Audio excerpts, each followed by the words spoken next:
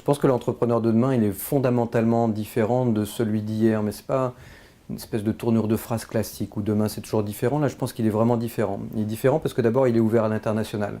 C'est ça qui est extraordinaire chez les jeunes entrepreneurs, souvent numériques, c'est que le numérique les porte à oublier les frontières. Donc ça, c'est vraiment un élément extrêmement clé qui va ouvrir les mentalités, changer les cultures, métisser les talents et les approches, et ça, c'est fantastique.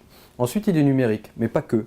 Mais ça veut dire que même s'il a un métier traditionnel, même s'il est artisan, même s'il est industriel, il sera obligé d'être quelque part dans la sphère numérique et de voir quel impact elle aura sur son business ou comment ça va lui permettre effectivement de communiquer, de vendre ou de partager avec des clients qui sont à l'autre bout du monde.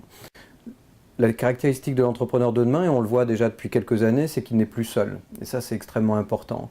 Avant, on pensait qu'on avait raison tout seul. Et c'était souvent le propre des grandes écoles, dont je fais partie, de croire qu'on était les plus intelligents de la Terre. Puis on s'est aperçu vite que ce n'était pas vrai, sinon le pays serait dans un meilleur état aujourd'hui.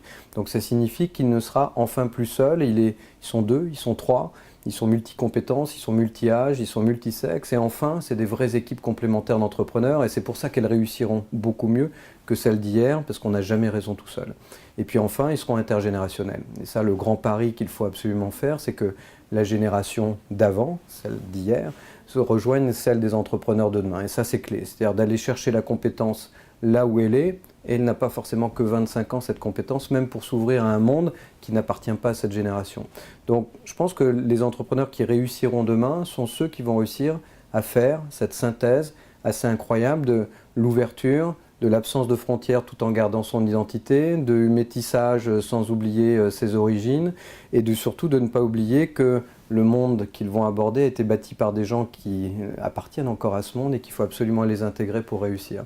Donc c'est un monde passionnant, et je pense que l'entrepreneur de demain, j'espère vivre assez longtemps pour en voir beaucoup.